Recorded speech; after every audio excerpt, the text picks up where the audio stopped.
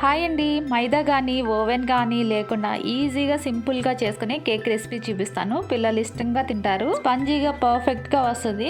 పిల్లల లంచ్ బాక్స్లో కానీ ఈవినింగ్ స్నాక్గా కానీ చాలా బాగుంటుంది. ఇక్కడ బీటర్ కూడా యూజ్ చేయట్లేదు. ఒక మిక్సీ జార్ తీసుకుని 1/2 కప్పు పంచదార, 1/2 కప్పు ఆయిల్ వేసుకోవాలి. స్మెల్ అయిన ఆయిల్ వేసుకోవాలి. అంటే సన్ఫ్లవర్ వేసాను. 4 వరకు గుడ్లు వేసుకుని ఈ విధంగా మిక్సీ పట్టేసుకోవాలి. పంచదార కరిగే వరకు మిక్సీ పట్టుకోవాలి.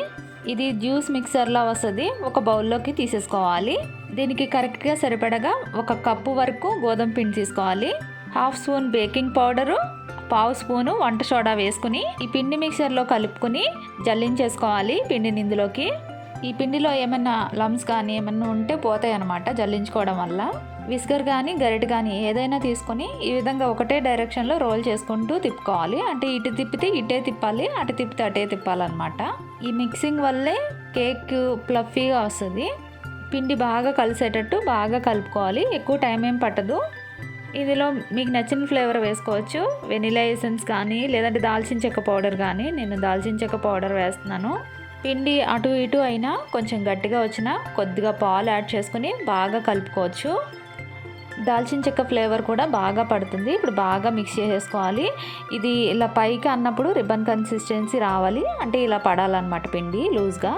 ఇప్పుడు కేక్ చేసే గిన్నె తీసుకొని దీనికి ఆయిల్ అప్లై చేసేసుకోవాలి. మొత్తం కోట్ అయ్యే విధంగా. అంటే ఎక్కడి వరకు వేయాలనుకుంటున్నామో అంటే పూర్తిగా రాసేస్తే ఇంకా పై వరకు పొంగుద్ది కాబట్టి పూర్తిగా అప్లై చేసేసి పైనుండి మైదా పిండి ఈ విధంగా జల్లుతున్నాను. ఈ పిండి మొత్తం కోట్ అయ్యే విధంగా రోల్ చేసుకుంటూ రావాలి. సైడ్స్ కూడా కోట్ అవ్వాలన్నమాట. ఎక్స్ట్రా ఉన్న మైదా పిండి ఏదైనా ఉంటే బయటికి తీసేసి ఇందులో కేక్ బేటర్ వేసేసుకోవాలి. ఇది 1/2 వరకు వేసుకోవాలంటే ఈ బాక్స్లో ఒక 1/2 వరకు వేసుకుంటే పైకి పొంగుద్ది కదా. పూర్తిగా నిండుగా మాత్రం వేసుకోకూడదండి. ఈ పిండి వేసే టైంలో ఎయిర్ బబుల్స్ అయ్యి వస్తాయి. ఈ విధంగా ట్యాప్ చేసుకున్నట్లయితే అవన్నీ పోయి పిండి సమానంగా ఉంటుంది. మందపాటి గిన్నె పెట్టుకొని ముందే హీట్ చేసుకున్నాను. ప్లేట్ పెట్టేసి ఇందులో కేక్ మిశ్రమాన్ని పెట్టేసుకొని పైనుండి మూత పెట్టేసేయాలి. విజిల్ తీసేసి పెట్టుకోవాలి. 30 మినిట్స్ సిమ్లో పెట్టుకుని మూత పెట్టుకోవాలి. పైన కూడా ఇప్పుడిప్పుడే కలర్ వస్తుంది కదా. ఇప్పుడు ఏదైనా షార్ప్గా ఉన్న దాంతో గుచ్చి చూస్తే ఈ విధంగా పిండి ఏమి అంటుకోలేదు కాబట్టి స్టవ్ ఆఫ్ చేసి గిన్నెని పక్కన పెట్టేసుకుంటే చల్లారుతుంది కదా. తర్వాత ప్లేట్లోకి తీసేసుకుంటే ఇదిగోండి రెడీ అయిపోయింది. కేక్ టిన్నే ఉండాలని అనుకుంటారు. స్టీల్ దాంట్లో అయినా చేసుకోవచ్చు. అస్సలు అంటుకోలేదు చూసారా. ఇలా చేసుకున్న పిండికి నాకు ఇలాగ 2 కేక్లు వచ్చాయి అనమాట. నేనైతే ఇలా డెకరేట్ చేశాను. చాక్లెట్ సిరప్ అంటే పిల్లలు ఇష్టంగా తింటారు కాబట్టి పైనుంచి వేసాను అనమాట. చూడటానికి కూడా చాలా అందంగా ఉంది కదా.